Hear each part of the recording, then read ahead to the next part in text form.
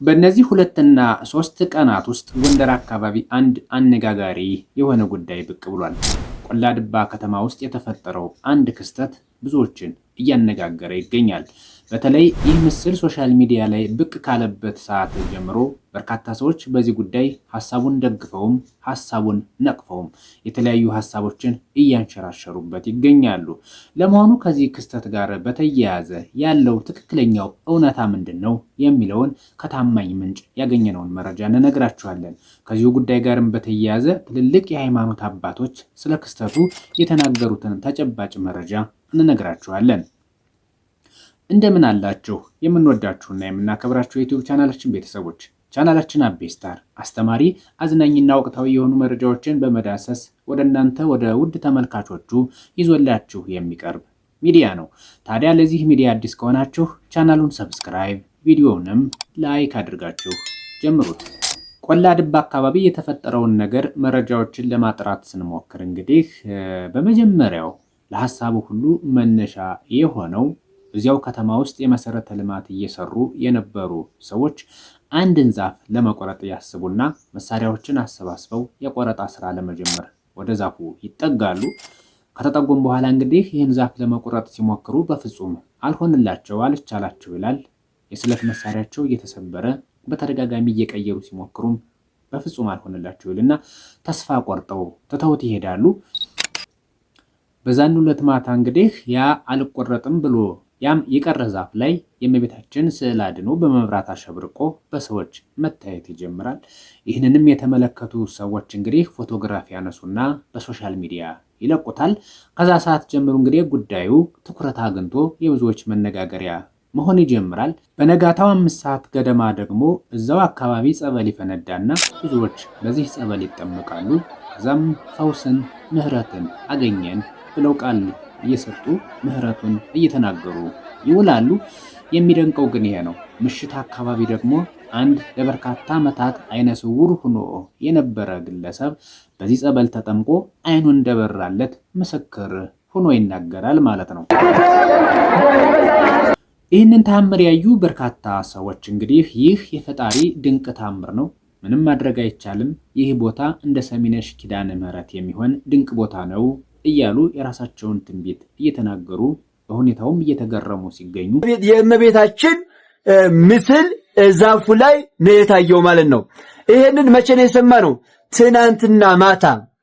ዛሬ ደግሞ ታኅሳስ 23 ማለት ነው 5 ሰዓት አካባቢ ላይ ጸበል ፈለቀ ተባለ። ጸበሉ እውር አበራ። ይሄ እንግዲህ ዓለም ሁሉ ሊያየውና ሊሰማው የሚገባ የእናታችን የቅድስት ኪዳነ ምህረት ተአምር። በርካታ ሰዎች በሁኔታው ተገርመውና ተደንቀው የፈጣሪን ስራ አድንቀው የቦታውን የቀጣይ ቅድስና የተነበዩትን ያህል ሌሎቹ ደግሞ በሁኔታው ቅር የተሰኙና ነገሩን የተቹ ግለሰቦችም እንዳሉ ለማየት ችለናል። በተለይ እንግዲህ በዚህ ተጻራሪ ሐሳብ የቆሙ ሰዎች በፍጹም ይህ የመለኮት ስራ ሊሆን አይችልም ብለው ሐሳባቸውን የሰጡ ሲሆን በተለይ የዛፍ ስር የመስገድ አባዜ ከሌለባቸው በስተቀር በፍጹም መለኮታዊ ስራ ዛፍ ስር ሊገለጥ አይችልም ብለው ሐሳባቸውን ያጠቃለሉ ሰዎችንም ተመልክተናል።